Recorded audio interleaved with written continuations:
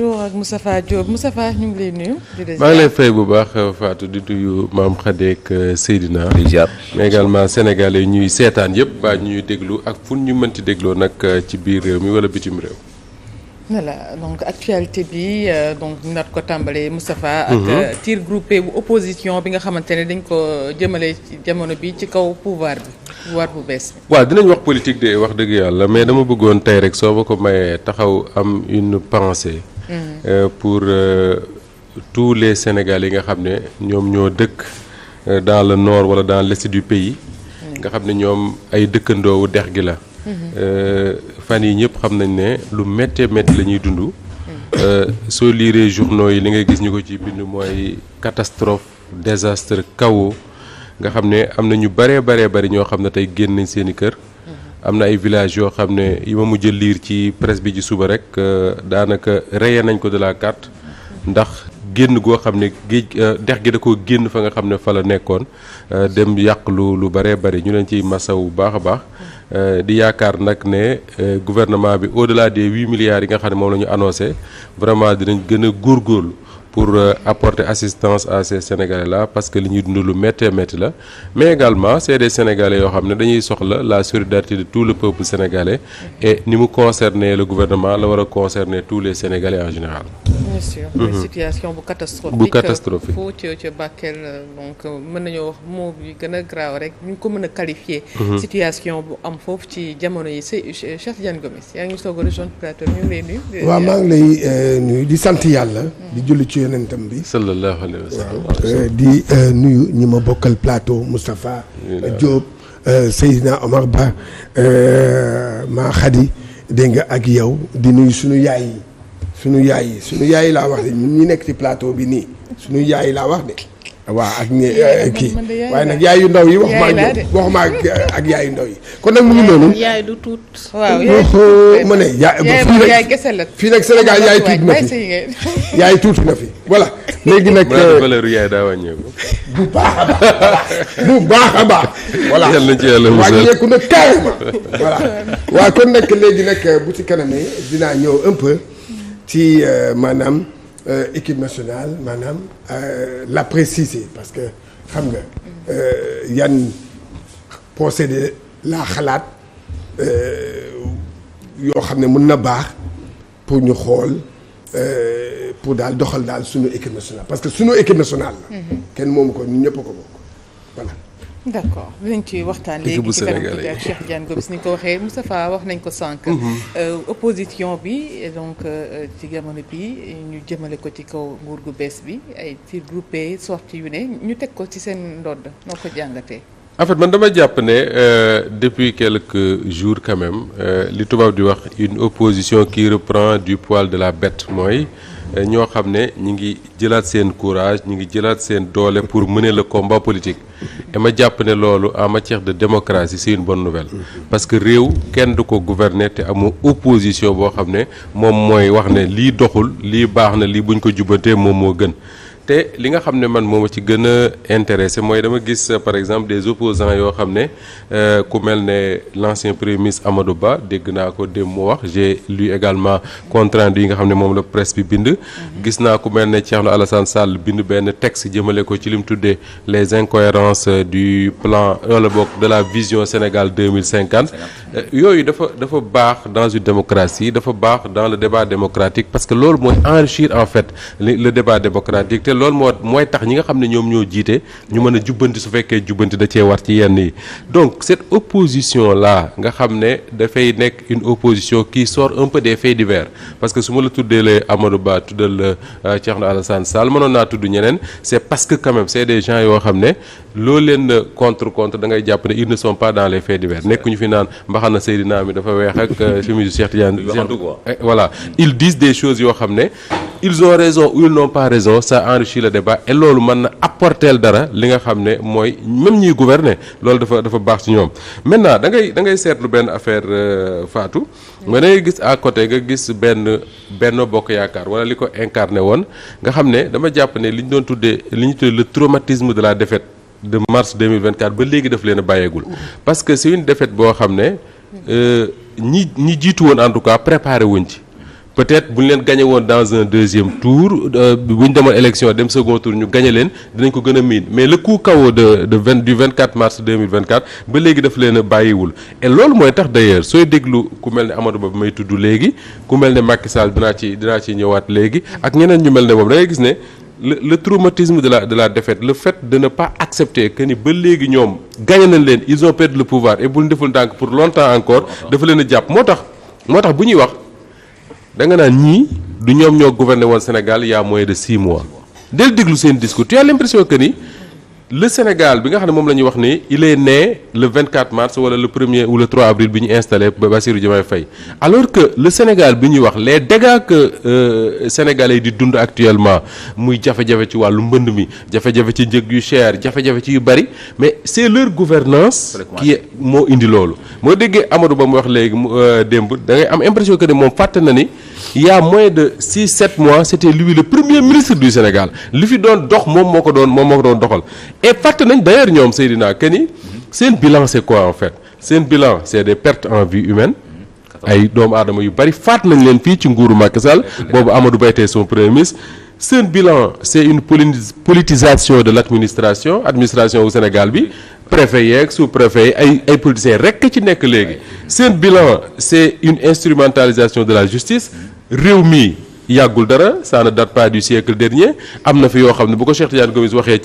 ci rajo wala ci télé du yendu këram ah oui et là c'est juste il y a juste quelques mois ci ginnaaw seen bilan c'est quoi c'est des emprisonnements pour la première fois au Sénégal ñu ne la un président gouverne ko man liir naa lu bëree bëri ci diggante Senghor ak Mamadou Dia seen conflit fi mu mujjee am na ñu ci faatu am na ñu ci jàpp mais li Macky Sall jàpp ci digganteem ak Ousmane Sonko mësuma ko gis dans l'histoire politique du Sénégal on te dit 1000 et quelques personnes arrêtées et loolu mooy ñi nga xam ne mën na leen identifier ne ñii ay militants ou Pastef lañ wala ay sympathisants ñu jàpp leen mais il y a beaucoup d'autres Sénégalais qui ont été arrêtés dans des conditions mystérieuses ci jamono yooyu kenn xamu ko seen bilan c'est quoi c'est la boulimie foncière yow xam nga ci lu bari tey jii foo dem dans la région de Dakar c'est des conflits fonciers lan moo ko jur Macky Sall ak ni mu doon gérer le Sénégal et seen bilan c'est encore une fois la prédation économique mooy ay xaalis yoo xam ne da ngay dégg ay milliards yi doo xam fan lañ ko jaarale moo tax ma ne d'accord naa ak Amadou Ba l'ancien premier ministre quand il dit j'avais pris des congés je suis d'accord avec lui mais daf ci am ci loolu dafa ne j'avais pris des congés mais je suis de retour ma ne ko son retour dafa teel parce que quand tu gères un pays pendant 12 ans ak tous les dégâts que cela fait mais soo nee j'ai pris des congés pour quelques 6 mois mais mënoon nga jël congé pour 5 ans le temps de voir ba xam ñi fi nekk mën nañ wala mënuñu. au moins sax 3 ans quoi. wala au moins sax 3 ans voilà le temps ñu gis ba xam ñi mën nañ wala mënuñu mais tu reviens pas 6 mois après pour nous dire j'avais pris des congés je suis de retour alors que li ñuy waxtaane yépp jafe-jafe yi ñuy dund yépp du ma ne ñi fi nekk amuñ ci benn responsabilité parce que un état aussi c'est une continuité mais responsabilité bi ci ëpp mais ñi fi nekkoon ba mars 2024 la quoi. mais est-ce que aussi mënuñu ko nangul aussi le fait que vraiment la kàddu yi mu yëkkati. bon wax ne un état dañ ko fay teg uniquement pour mu saafara les problèmes. absolument mais pas mu nekk fi di pleurnicher saa su ne maanaam baat bu mu utiliser moom dafa jàpp état bu Sénégal dañ fi nekk di pleurnicher rek dañ fi nekk di jooy rek quoi. mais taxawuñu pour jéem a saafara problème bi nga xam population bi da koy dund. mais dans un état normal Seydina li ñuy xaar ci un gouvernement waxuma sax dans un état dans tous les états du monde li nga xaar ci un gouvernement mooy trouver des solutions aux problèmes yi nga xam ne moo nga fekk. te tey bu gouvernement bi toogoon ne ñun kat li ñu fi fekk métti goo xam ne on n'a pas de solution nañuy toog di naan ndox ak xorom ba je ne sais pas quand mais quand même il faut reconnaître que ce gouvernement là xaw ma li ñuy def baax na wala baaxul mais en tout cas am na lu ñuy jéem mais quand Amadou Ba dit un gouvernement teguñu ko fi pour di pleurnicher yow soo ko waxee mën naa ko dégg. mais venant de Amadou Ba mënu ma ko dégg xam nga lu tax mais li tax ñuy pleurnicher mais c'est sa responsabilité c'est ça la vérité et d'ailleurs ça ne l'intéresse pas ça ne l'arrange pas ñuy waxtaane loolu pourquoi parce que heure bu ñu waxtaanee loolu dañ koy tudd c'est comme si Cheikh Tidiane quand il fait ces dégâts ici du bëgg ñu toog di ko waxtaane parce que bu ñu ko waxtaanee moom la ñuy tudd même bu ñu waxul Cheikh Tidiane tey ji Amadou Ba tout ce qu'on dit sur la situation économique du pays et tout responsabilité am la et d'ailleurs quand Ousmane Sonko ak ces ministres là di def seen conférence de presse bi ñuy lim ñi nga xam ne ñoo porter la responsabilité de ce qui se passe actuellement au Sénégal lan la ñu wax Macky Sall Amadou Ba Moustapha Ba ah oui Abdoulaye Daouda Diallo Moustapha Ba donc moo tax ma ne la keneen mënoon na ko wax koo xam ne il ne porte pas la responsabilité des 12 ans de règne de Macky Sall mais mënoo régner ci Sénégal ni nga ci régner comme dans les conditions que l'on sait et tu viens tu dis aux gens un gouvernement teguñu ko pour ñu effectivement un gouvernement teguñu ko pour muy pleurnicher dañ ko teg pour mu indi ay solutions mais malheureusement li ñuy pleurnicher moom moo ko fi indi. gis nañ di ci donc opposition bi ñu bari distingué ci jamono yi gis nañ Bougane Gueye Dany ci beneen côté à chaque fois moom mu ngi xaar sortie yi nga xamante ne moom mooy le premier ministre ou son président pour moom tamit def réplique loolu yëpp tamit ñu ko ci seetlu ci game politique bi ci waa côté opposition ba tey. très franchement li ma ci waxoon démb ci loolu bëgguma di ci ñëwaat man c'est quelque chose qui m'intéresse pas trop parce que maa ngi lay wax may commencer que ni dama gis ne y a une opposition qui sort un peu des faits divers c'est-à-dire qui parle de choses sérieuses wax naa la sànq l'exemple de Thierno Alassane Sall bi nga xam ne j'ai lu son texte bu mu bind démb da nga koy lire nga xam ne kii c'est un opposant qui a pris son temps ñu tegal ko un plan bu ñu tuddee vision Sénégal 2050 mu lire ko gis ci ay failles cité ci au moins 7 points je pense 7 yoo xam ne dafa wax ne yii ça montre que ne ñii ñu jiite ils ne sont pas sérieux ñii ñu jiite ils ne sont pas rigoureux et que ñii ñu jiite ils ne trouveront pas des solutions aux problèmes des Sénégalais ça mérite qu'on en discute sur les plateaux de télé mais Seydina bu toog Moustapha Diop programme ne damay def sama chronique tey xamul lu Moustapha Diop di waxtaan xamul lu mu programme il ne sait même pas le sujet mu ne bu Moustapha Diop waxee 5 minutes après dinaa ko tontu mais ça pose problème man ces genre de débat là mu nekk di yendu mais ñu wax ci débat mais aussi ñu bëri day jàpp ne moom dafay plagier Ousmane Sonko non mais c'est plagiat lay def parce que dañu jàpp Ousmane Sonko bu nekk opposant noonu la daan def. s'il le veut. léegi moom muy def le même procédé. s'il le veut parce que bon damay récupérer kàddu yi nga xam moom la Moustapha Sarré wax la kii gouvernement. le porte-parole du gouvernement nee na moom dafa nekk di plagier maanaam plagiat lay def ci kii mais def façon bi mu koy defee. daanaka moom moo baaxul quoi. non c'est que xam nga man su ma c'est pas damay kii ànd ak Moustapha ci li mu wax mais lu concret li Sénégalais yi bëgg mooy que moom bu defoon nii. bu Sonko wala Diomaye waxee ba pare moom mu toog def comme Thierno Alassane jël temps décortiquer wax ne lii point bi waaw loolu bu dee loolu la man d'accord naa waaye nag bu dee tamit nag pour di xam nga di saboter nit di tooñ nit di kii ne on n'est pas là pour ça on est là pour tout simplement chercher des solutions et ces solutions là ñaari côté yëpp ñoo ko wax kii am le pouvoir et l'opposition man xalaat boobu laa gis. Cheikh Tidiane xam nga depuis 2000 te li may wax ni yaa ma gën a xam depuis 2000 la presse sénégalaise et c'est la responsabilité de la presse sénégalaise dañu habituer les Sénégalais à des choses je dis pas très sérieux à des choses qui manquent de sérieux mais qui ne sont pas utiles. Depuis 2000, depuis l'avènement d'Abdoulaye Wade, l'avènement de la première alternance, la presse sénégalaise a contribué à créer des personnalités yoo xam ne soo toppee seen jaar-jaar soo toppee seen wax soo analyser seen discours politique parce que l'analyse du discours politique dañ koy jàng ni ñuy jàngee faire ni ñu koy waxee un reportage ou quelque chose comme ça soo ko analyser c'est des discours vides qui ne contiennent absolument rien. Pendant ce temps dans ce pays il y a des gens yoo xam ne pendant des années ils nous ont parlé de choses extrêmement importantes mën naa la jëlal ku mel ne Mamadou Lamine Diallo tekki mais combien de fois il a alerté les Sénégalais sur les faux chiffres yi nga xam ne le régime de Macky Sall mi ngi ko fi teg combien de fois il l'a fait la presse sénégalaise ça l'intéresse pas ces questions-là duñ ci wax combien de fois quelqu'un comme Moubarak Lo a écrit sur l'économie sénégalaise di ci wax yu am solo des sociologues keneen ak keneen des gens même qui sont dans la ci classe politique bi qui te parlent de choses sérieuses des gens qui te parlent de santé comme ni ko maam xat defee des choses comme ça la presse sénégalaise ça ne les intéresse pas ils ont passé tout leur temps à nu ñu koy waxee sax faire la promotion de gens yoo xam ne ce qui les intéresse c'est le buzz léegi ils ont changé le buzz def ko lan ay vues c'est-à-dire que Seydina wax na moom moo ëpp ay vues Cheikh Tidiane wax na moom moo ëpp alors que li Seydina di wax amul absolument aucun intérêt man damay wax souvent que ne li ñu doon bu fekkoon ne dañu war a mesurer la qualité du débat sur les vues yu Seydina dem wala lu Cheikh Tidiane di am mais y a des gens yoo xam ne fii la ñuy génn taxaw saaga nit ñi mu def traité comme ça oui et là c'est la responsabilité de la presse sénégalaise parce que ñun je suis désolé de le dire nous sommes devenus une presse de réseaux sociaux on fait exactement la même chose que les réseaux sociaux quand tu écoutes wala tu lis les journalistes sénégalais ce qui les intéresse mooy yaa ngi wax ci exemple bi ngay wax nii mais xoolal la presse sénégalaise dañ naan la course poursuite entre Bougane Gueye Dany ak Ousmane Sonko Ousmane Sonko am na 40 000 vues Bougane dépassé na ko am na nangam mais c'est du n'importe quoi il faut arrêter ça et parler de choses sérieuses. Ñoo fi tere affaire bi nag affaire mais Moustapha est-ce que benn instant arrêtez de dire Fatou kenn mënu ci dara. yow les gens ont le droit. ñi nga xam ne ñoo ne ci réseaux sociaux yi. di passer leur temps à discuter de vues ak yu kenn xamul yooyu.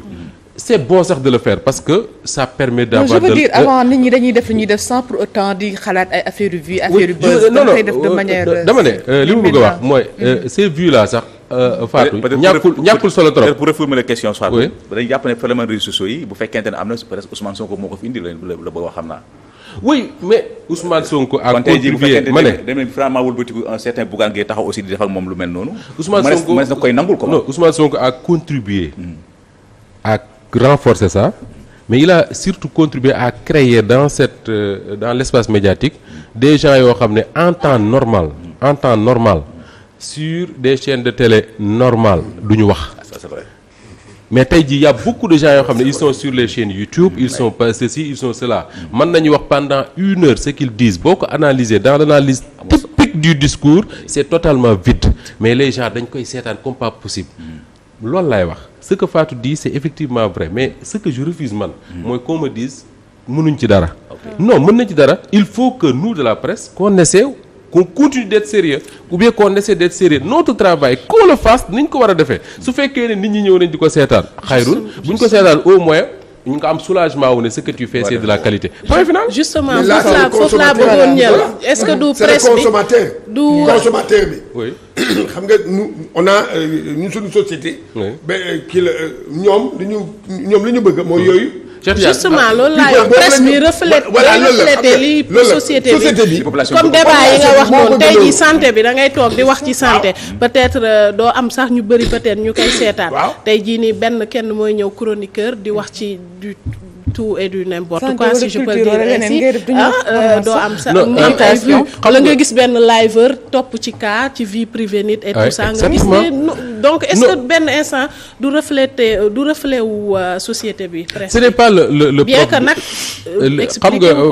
Mame Khady ce n'est pas le propre du Sénégal les gens aiment parler de la vie d'autres personnes les gens aiment l'information people man bind naa ci journal people géré naa un journal people je sais comment le faire les gens adorent ça mais c'est pas une excuse pour que nous journalistes qu'on dise non on va pas parler sport parce que nangam on va pas parler culture parce que nangam on va pas parler nangam parce que nit ñi liñ bëgg yow tu vas te mettre ici à parler de la vie privée des gens tu le feras pas voilà pourquoi parce que tu sais simplement que il y a des limites de ton métier qui ne permettent pas de faire ça yow leer na ma ne doo toog fii di dàggasanteeg ku nekk fële tu le feras pas parce que y a des limites que tu t'imposes man li ma wax mooy il faut que les journalistes que nous sommes sama bopp laa koy commencer qu'on s'impose des limites qu'on se dise c'est bien d'être suivi c'est bien d'être regardé dara nekku ci mais il y a des limites qu'on doit s'imposer dans d'autres pays man dem naa fi participer à une formation en Allemagne sur la manipulation de l'information la désinformation gi demee noonu mais réew yooyu ñoom ñi ngi essayer di jëm kanam ak les journalistes pour xool quel est l'intérêt parce que information aussi c'est ça quel est l'intérêt d'informer sur telle ou telle autre chose mais man quel est l'intérêt man ma toog passer 30 minutes à 45 minutes di wax ci vie privée wu Mame Khady ak vie privée wu kii c'est juste pour que sama tante wala sama kii bi togg ci kër ga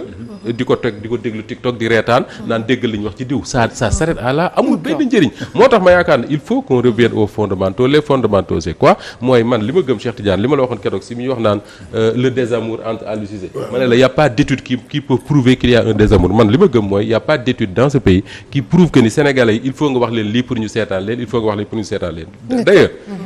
une minute soo seetloo Fatou wax naa ko keroog mardi bi Macky Sall gouverner Sénégal jusqu'en 2021 le jargon bi Sénégalais yi doon gën a utiliser di ko gën a waxtaane fan lañ ko doon tirer ci justice loo leen deen dégg ñuy wax mandat de dépôt retour de parquet juge d'instruction liberté provisoire garde à vue contumace demoon na ba ñun ñëpp xam nañ ko loolu may wax léegi les Sénégalais qu'est-ce qu'ils disent seen waxtaan même yéen seen plateau yi lan leen fi gën a waxtaane endettement taux de croissance etc mais ça veut dire simplement que les gens quand tu les demandes faire un débat sérieux ils te suivent mais bon ça dafa bokk ci suñu mission orienter leen ci côté boobu noonu. maam Khady li koy wax ne dafa am benn bindikat bu ko résumer ci lu yomb dafa wax ne ce qu'on demande aux journalistes c'est pas de dire aux gens voilà ce que vous devez faire, voilà ce que vous ne devez pas faire. On leur demande simplement de mettre la lumière et le peuple choisit son chemin. dafa mel ne nit kuy ñëw ci rond-point Liberté 6 bii ne Walfadjri laa jëm lëndëm na xamul fu muy jaar. ce qu'on te demande mooy nga taal lampe soo toolee lampe il sait que fii mooy Walfadjri dina dox ba dugg fi t'as pas besoin de lui dire allez là-bas. voilà ñu wax ci sortie ancien président Macky Sall ginnaaw mu génn indi ay démenti lu jëm ci chiffres yi nga xamante ne premier ministre Ousmane Sonko génne na ko. Macky Sall da indiwul démenti ci ay chiffres moom parce que wax na ba pare tuddul chiffre. daa indi démenti rek kon. waaw dinañ ci wax doo li nga wax c'est pas faux mais dinañ ci wax mais li ma bëgg d'abord taxaw mooy Macky Sall dafa rompre benn tradition au Sénégal de Senghor à Abdou Diouf ensuite Abdoulaye Wade lu ñu miinoon mu ñu suñu chef d'État yi bu ñu jógee ci pouvoir bi dañuy maandu trop ci réew mi ak nu muy doxee. Abdoulaye Wade bi mu ko Macky Sall remplacé en 2012 Abdoulaye Wade boo ko seetloo toog na lu yàgg mbirum réew mi waxu ci man maa ngi fàttaliku en mars 2016 bi ñu Abdou Karim Sall bi jiite woon ARTP dégg naa léegi tête de liste la xaw ma lan laa ñëw fii ne day tëj Walfadjri ak policiers yi jour boobu bi coow li méttee Abdoulaye Wade son cabinet sama téléphone la woote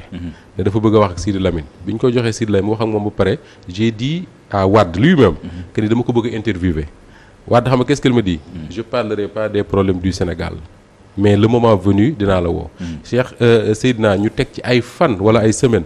sama téléphone sonné ma gis muy numéro cabinet wu président Wade bi ma wuyoo waa ji mu ne ma Moustapha Diop ma ne ko mu ne le président Wade vous parle ma wuyu ko Wade ci boppam mu ne ma tu veux me poser des questions ma ne ko waaw mu ne ma allons-y et on a fait l'entretien comme ça mu wax ci Sénégal et tout à part ça bi ko Maïmouna Ndour Faye ak Pierre-Edouard Faye interviewé à Fann bi mu doon wax ci digganteem ak Aba te loolu li ko waraloon mooy le conflit qu'il avait avec Macky Sall à cause de son fils Karim Wade c'était un problème plutôt privé que personnel que politique ou gestion de l'État mais là Macky Sall il quitte le pouvoir ñi ko remplacer def li ñu tuddee ñoom un audit pour xool comment il a géré le Sénégal ñu ne les chiffres de l'économie qu'il donne daf ko falsifier c'est de faux chiffres wax nañ ci lu bari joxe nañ ci ay détails yu bari l'endettement le taux xaalis bi ñu àbb fan lañ ko dugal fan la réere et cetera le président Macky Sall di ci tontu te boo seetloo fan yi wala ñaari fan di nga gis ne Fonds monétaire international muy FMI ñoom seen bopp ils ont plutôt tendance à confirmer wala ils confirment même li ñoom Ousmane Sonko wax plutôt que di ko weddi et loolu li koy expliquer mooy le Fonds monétaire pendant de longues années dafay liggéey ak les chiffres yi nga xam ne moom la ko régime Macky Sall di jox léegi soo déggee ma ne la Fatou Macky Sall démentirul xam nga lu tax Macky Sall dafa contenté wu à nier des faits c'est comme quand on dit bu la policiers yi dee doon bu mu la dal mais policiers yi tey bu la doon enquête ñu ne place sangam jël nañ fa nangam ñu ne Cheikh Tidiane Gomis moo ko jël bu ñu la dee enquête dañ naan la est-ce que am nga alibi buy prouver que ni heure telle il fait quelle heure là 8h39 tu n'étais pas à Walf soo ne leen nekk mu woon Walf maa ngi woon place sangam heure sangam doon def nangam alibi la soo amee ko confirmé yow dañ lay setal ne kon kii comme nekku fa woon moom mënul sàcc téléphone bi donc Macky Sall pour mu setal boppam Fatou ce qu'il peut faire mooy nekkul di nier ne li ñu wax amul dafay indi ay chiffres yoo xam ne dafay ay preuves yoo xam ne dafay weddi li ñuy wax parce que c'est trop facile Seydina mi soo ko laajoon su ko neexee mu ne li Ousmane Sonko wax amul bi fi Macky Sall di jógee les signaux wala les indicateurs étaient au vert point mais léegi qu'est-ce qui nous prouve que ni li Seydina di wax mooy dëgg il faut qu'il en apporte les preuves parce que ñi ko accusé dañ ko accusé en citant des preuves joxe ay références précises joxe sax ay dates maintenant li intéressant ci wax ji mooy Macky Sall il dit bi ma fiy jógee les indicateurs étaient au vert man li ma si jaaxal mooy Macky Sall il dit également que ni la Cour des comptes et ñooñu ñu bari wax nañ ko moom moo habilité à faire le travail bii ñoom Ousmane Sonko wax c'est-à-dire que est-ce que comptes yi baax na chiffres yi baax na Cour des comptes moo ko war a def seetlul leen période bi Ousmane Sonko wax ne ci lañ falsifier les comptes de l'État du Sénégal falsifier chiffres yeeg yooyu période boobu je crois il parle de 2019 ou jusqu'en 2023 quelque chose comme ça période boobu Seydina la Cour des comptes génneetul rapport c'est vrai je sais pas ba xam journaliste seet nañ am na période bu ñu fi toog lu yàgg Mame Birame Wathie wax na ko plusieurs fois fii ci Walfadjri ne la Cour des comptes on les paye un salaire pour faire quoi parce que ils ne produisent plus de rapport man maa ngi doog comprendre lan moo tax Macky Sall doon wax am na rapport yoo xam ne dama cee teg sama food am na rapport yoo xam ne génnatu pourquoi parce que finalement l'impression que ça donne mooy rapport yi mu teg kuddam c'était pas pour protéger simplement ces gars mais c'était pour se protéger lui-même parce que boo dee def lu jubul di def ak luubal une Cour des comptes nekk fi mën a def ay rapport wax ne lii ñuy wax ni ci chiffre état au Sénégal amul mais le président su amee possibilité arrêté da koy arrêté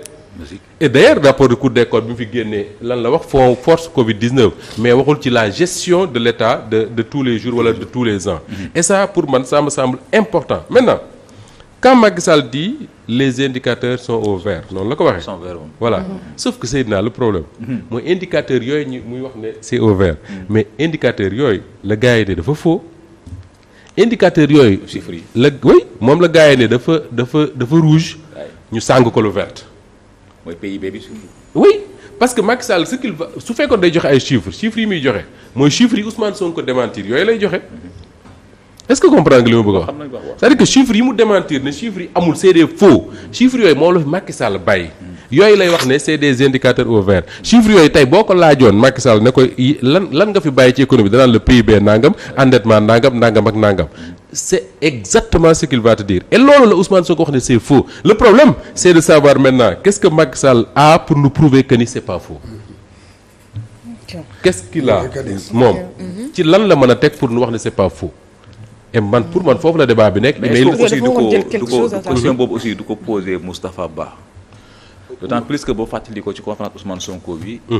Sonko dafa cité nommément Moustapha Ba. ne ba ñu nekkee Azalaï hôtel. oui moom Moussa Ba ba ko gars yi di ko woo pour mu defal leen benn situation ci seen compte. maanaam réew keesu nguur gi. oui moom si bopp moo ko jox information comme ko waxee ne chiffres yi dañu ko falsifié. oui xam nga tey bu merci Seydina xam nga tey bu Moustapha Ba defoon conférence de presse. wax ne mësuma dajeeg Bassirou Diomaye Faye ak Ousmane Sonko mësuma leen a wax li nga xam ne ñoom ñoo ko wax su boobaa rek le débat devient intéressant on dira que ni kon Ousmane Sonko mii li mu wax daf koo créer mais su Seydina nekkee fii di fi yeewoo di fi xëy si tous les jours man Moustapha Diop ma taxaw ñëpp di ma dégg ma ne Seydina moo ne ma nangam Seydina dégg ma gis ma xam ko man koo weddi mu toog fi mu toog ni man je considère que c'est vrai jusqu'à preuve du contraire beneen bi mooy Moustapha Ba bi muy jox lee ngay Cheikh Diba malheureusement on n'a pas fait duñu toppaat discuter mais boo ko dégluwaatee boo génnee dégluwaat ko dafay wax lu am solo sur l'économie sénégalaise manque de maîtrise bi nga xam ne moom la ñu amoon ñoom sur l'économie les chiffres rek yu demee noonu mais Moustapha Ba tey man je me dis que ce serait compliqué pour moom mu weddi li ñuy di wax te Macky Sall bi nga xam ne moom mooy patron Moustapha Ba lu xaw ci réew mi moo ko def tey il a du mal pour weddi ñuy def lenn rek la Macky Sall mën a def mooy lii gaayam yi def mooy def un livre blanc Macky Sall lui-même qu'il écrive je ne sais pas un livre lay doon wala un mémo lay doon wala lu muy doon pour prouver clairement que ni chiffres yi mu doon gouverner Sénégal c'est de bons chiffres et non des chiffres falsifiés. Oui allez-y beneen bi mooy tey Fatou soo jëlee Macky Sall quand il dit les indicateurs étaient au vert mi dem wax ci endettement bi wax ne fi mu dugal xaalisu endettement bi ku xëppi sa bët Dakar gis ko il a raison ku xëppi sa bët Dakar da nga gis BRT ku xëppi sa bët Dakar di nga gis TER sauf que Seydina BRT TER stade Abdoulaye Wade bu ñoom Cheikh Tidiane Gomis beeg ñëpp Sénégal gépp wax nañ ne surfacturation la sax les coûts sont anormalement élevés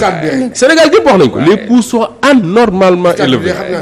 et léegi Macky Sall le problème encore une fois 150 milliards xam nga am na 155 milliards 155 milliards 155 am na ñu bari ñu wax ne un état mënoo ko yor sans nga leb Japon sax day leb le Japon pays développé la France feneen ak feneen mais sauf que ñoom bu ñu lebee dafa xam fu ñu koy def te suñu lebee du ñu leb comme ñun ñuy lebee notre problème mooy Macky Sall dafa leb gu jéggi dayoo ba pare def ko foo xam ne ku xippi sa bët di nga ko gis mais da nga gis ne lii ku yi ñu la wax ne moom la jaru ko justement on parle du président Macky Sall en résumé pourquoi les Sénégalais lui en veulent encore lan moo waral loolu waaw su ma nee c'est important parce que li tax ma ne les Sénégalais ba léegi dañoo fermé gul la page de leur contentieux ak Macky Sall mooy li xew fan yi États-Unis dafa waroon a dem ci Columbia University pour def fa benn conférence des Sénégalais jóg ànd ak des Africains def pétition ne du fi ñëw finalement ñi ko doon organiser ils ont été obligés de décommander ça et Fatou ndegam loolu États-Unis la amee mais imaginez ñu ne la Macky Sall vient à Dakar les Sénégalais le traumatisme bi ñu dund pendant les 12 ans de Macky Sall kenn mënu koo fàttee noonu parce que su fekkoon ne c'est un président qui a gouverné le Sénégal comme ni ko Wade gouverner les derniers mois mu am ay frictions politiques jàppante am na ñuy faatu ñu comprendre mais faatu bul fàtte ne yow pendant 2021 ba 2024 muy yow di kii di keneen vous n'étiez pas tranquille